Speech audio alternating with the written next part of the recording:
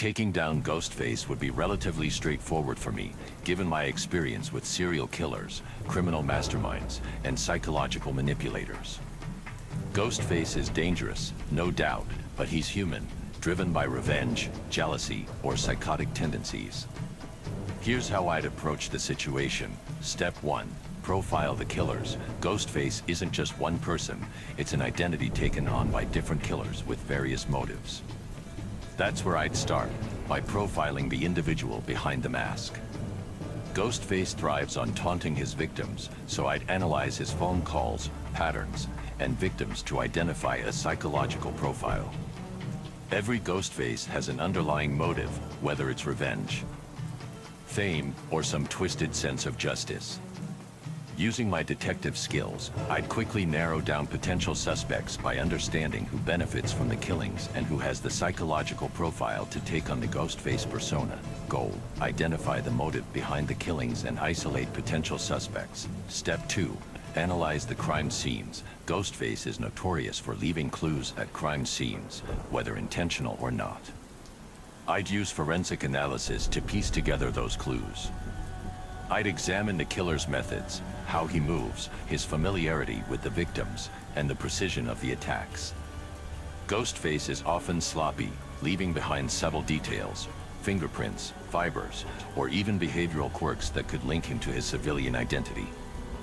I'd compile all this evidence to narrow down the suspect pool. Goal: use forensic evidence to link the Ghostface persona to the real-world killer. Step 3. Counter the taunting calls. Ghostface loves playing mind games, calling his victims to taunt and terrorize them. That's where I'd turn the tables. I've dealt with master manipulators like the Riddler and the Joker, who also use psychological warfare. Ghostface calls would be no different. I'd trace the calls through sophisticated tech, disrupt his communication channels, and use his own tactics against him. Instead of letting Ghostface control the narrative, I'd use my voice-modulating tech to taunt him back, getting under his skin and making him slip up. Goal: break Ghostface's psychological hold and make him overconfident, leading to mistakes. Step 4. Set a trap. Ghostface thrives on fear, catching his victims off guard in vulnerable moments. I'd set a trap, using myself as bait. Ghostface often stalks his targets before attacking, so I'd create a scenario where he thinks I'm isolated and vulnerable, perhaps during one of his infamous phone calls. But I'd be ready, using my advanced suit tech, stealth, and gadgets. Smoke bombs, strobe lights, and sonic batarangs would disorient him, giving me the upper hand in a fight. Ghostface is human. He can be incapacitated quickly with precise strikes, and his physical prowess is nowhere near mine. Goal: lure Ghostface into a situation where I control the environment and neutralize him. Step 5. Interrogate and unmask. Once I've captured Ghostface, the next step would be interrogation. Every Ghostface has a reason for donning the mask, whether it's personal revenge or some warped sense of justice. I'd interrogate the killer, using my intimidation tactics to break them psychologically. Ghostface relies on fear, but I've mastered fear. I'd get them to reveal their motive, accomplices, if any, and the full scope of their plans before turning them over to the authorities. Goal: extract the truth behind the murders and ensure all accomplices are neutralized. Step 6.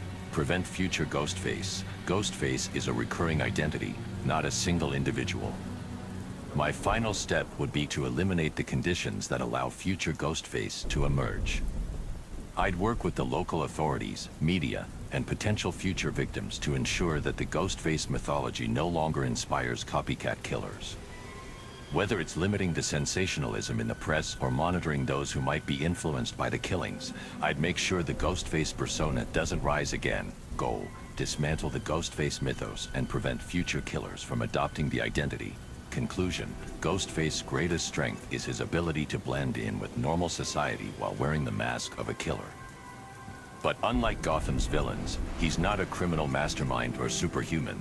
He's just a person driven by psychotic tendencies. Using my detective skills, technology, and combat abilities, I'd quickly identify, outsmart, and take down Ghostface. Fear is his weapon, but I am the knight. I use fear to my advantage, and Ghostface wouldn't stand a chance.